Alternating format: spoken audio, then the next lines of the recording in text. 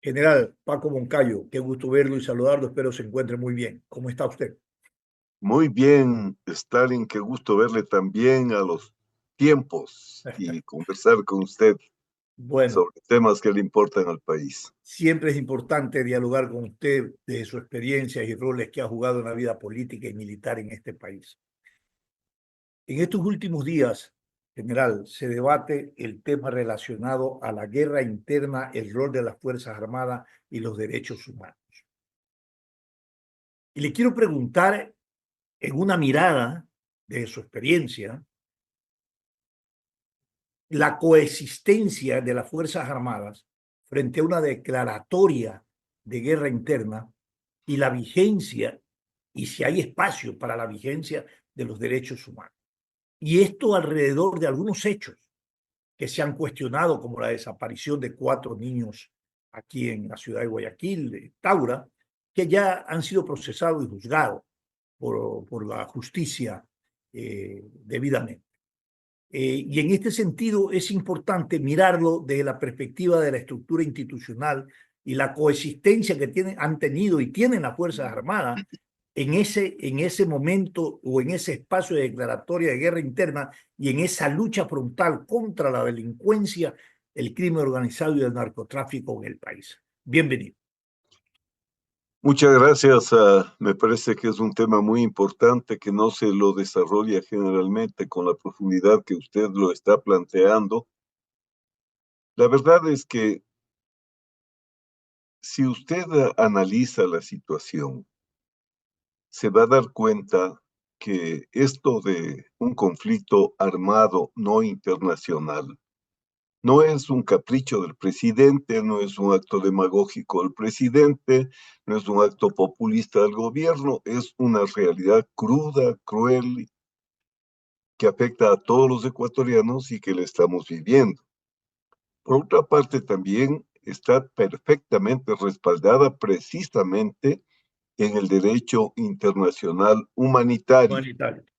porque es en esta área del derecho internacional público que se norma la relación entre las Fuerzas Armadas y policiales con la sociedad civil para que se respeten los derechos humanos de los no combatientes.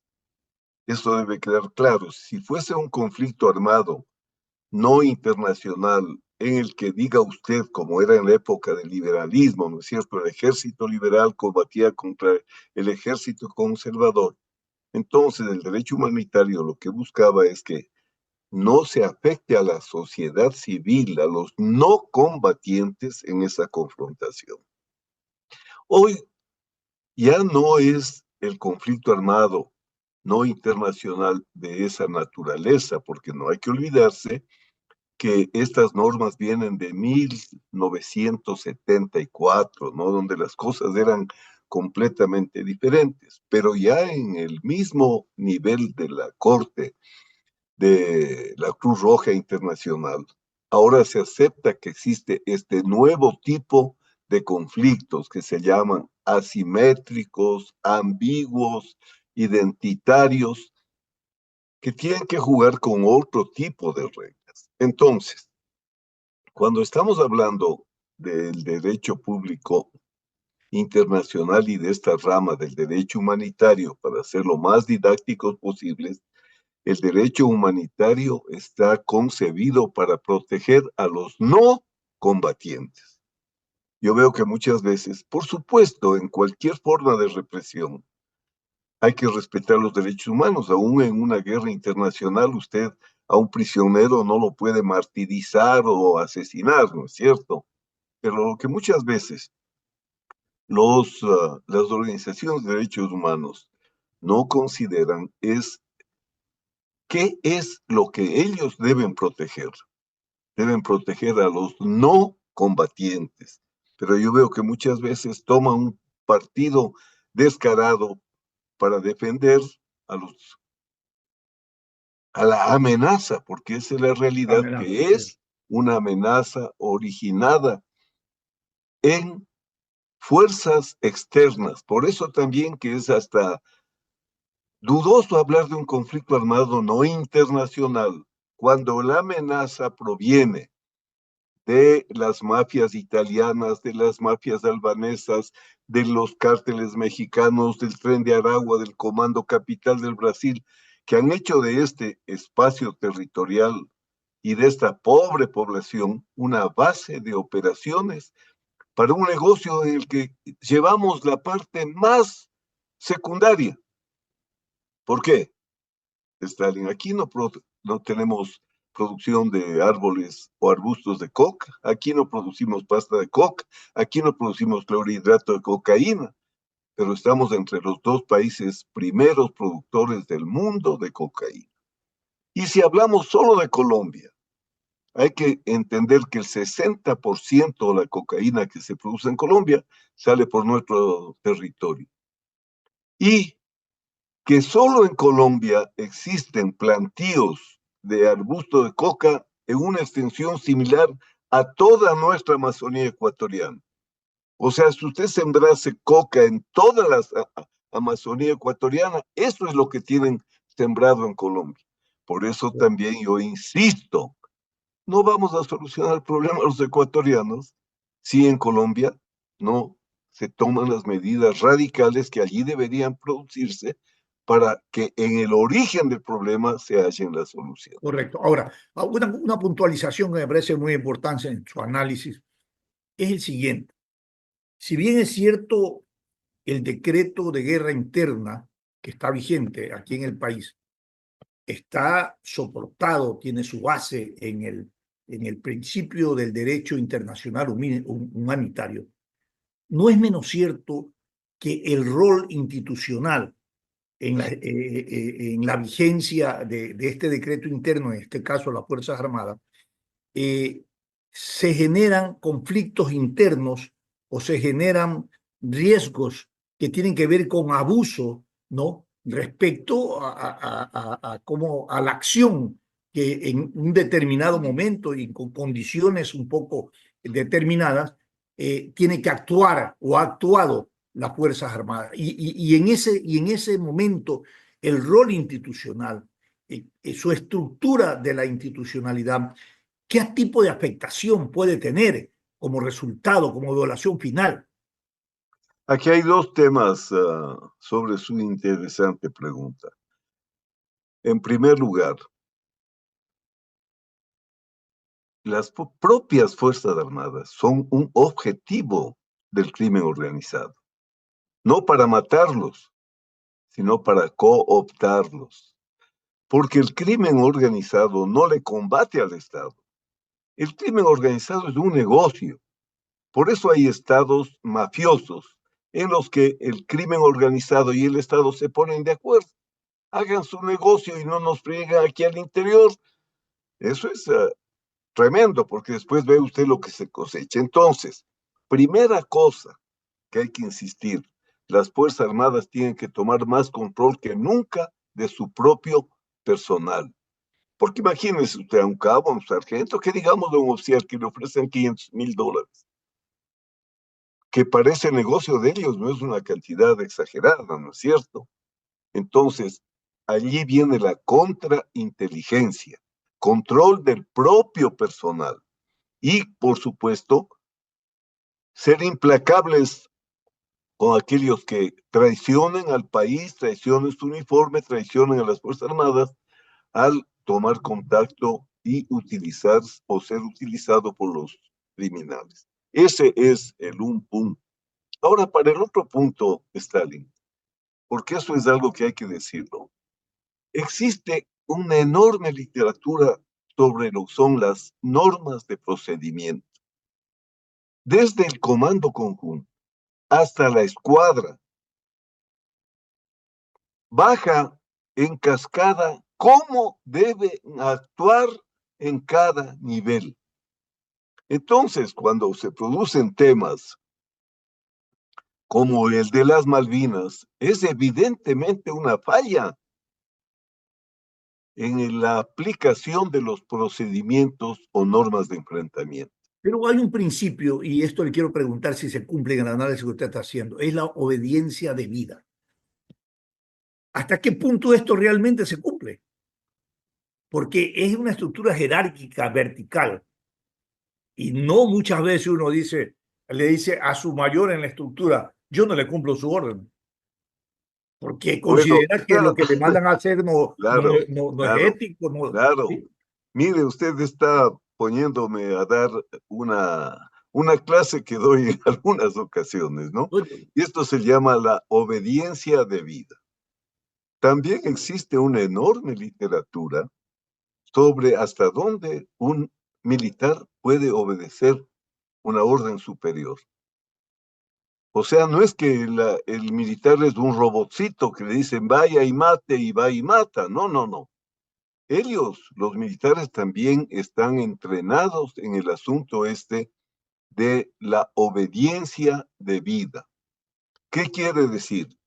Que hay procedimientos para el ejercicio del mando que no pueden ser violentados. A mí no me puede ordenar, si soy sargento, un oficial vaya y robe, ¿no es cierto? Y tráigame el producto. No, no.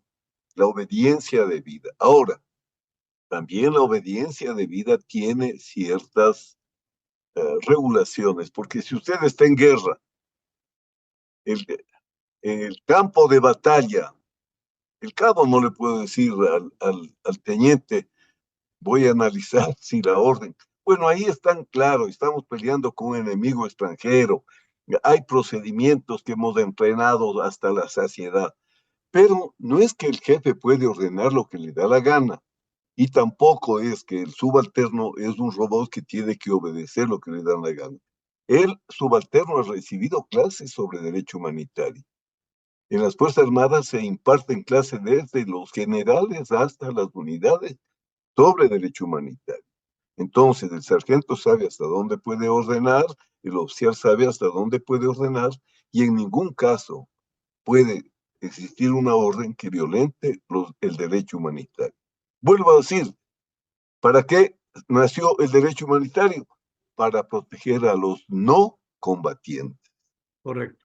Ahora, el derecho humanitario y la misma estructura jurídica en nuestro país, en este escenario, ¿considera usted que debe de ser fortalecida estas instituciones democráticas? Porque evidentemente, para prevenir el abuso, para prevenir lo que la sociedad, los ciudadanos, siempre piensan que más allá del esfuerzo que hacen las Fuerzas Armadas, el esfuerzo que hace la policía, es importante el fortalecimiento de la estructura jurídica y la estructura constitucional para garantizar efectivamente ese respeto a ese principio del carácter humanitario vinculado a un decreto de guerra interna, que es lo que estamos viviendo en el país. El problema fundamental está en lo que usted plantea. Se declara un estado de guerra. ¿Qué quiere decir un estado de guerra? Quiere decir que estamos en una situación excepcional. Eso no es de excepcional nuestra situación. Estamos o no atacados por los criminales del mundo. Acecho Entonces, permanente del Estado. se dará usted cuenta que es tan deficiente nuestra estructura jurídica que tenemos que declarar estado de excepción estando en guerra. ¿A quién se le ocurre? A ver, supóngase que estábamos en el CENEPA peleando nosotros y que cada 15 días tenía que estarnos dando estado de excepción. Ya cuando está la guerra, lo excepcional es lo del momento, ¿no es cierto? Usted no puede estar declarándoles, pero la juridicidad nuestra obliga a esto, y usted ha visto cómo la Corte Constitucional tiene que dar. Ya estamos en guerra, quiere decir que lo excepcional ha sucedido y que no tiene plazo, ¿no es cierto? ¿Cómo puede usted decir tiene 15 días o tiene 3 semanas para combatir la minería ilegal del Pozo Legal. Enríquez? Uh -huh. No, pues no es cierto. O sea, como usted bien plantea, pero ¿cómo puede usted debatir esto con la asamblea que tenemos? ¿Cómo puede usted debatir esto si hay infiltrados en la política, gente que trabaja para el crimen organizado?